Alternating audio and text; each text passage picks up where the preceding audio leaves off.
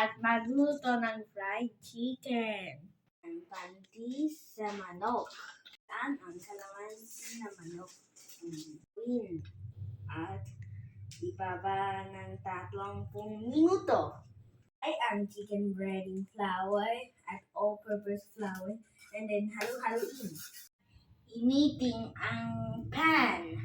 Yan ang oil ang kawali. Gulunin ang chicken ng breading mixture.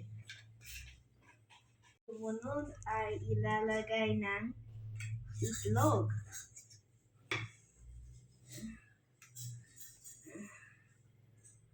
Gulunin sa flour again.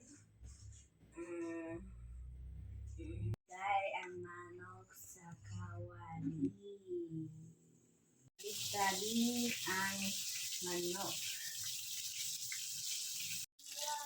Baliktarin ang manok. Kunin mo ang manok. Luto na ang manok! Magluto tayo ang gravy. Ilagay ang tubig na kawali. Ilagay ang gravy mix. Hanggang kumulo. Ang gravy. Ay na ito. Handa ang tanghalian. Tara magkumain. Mmm. Mmm.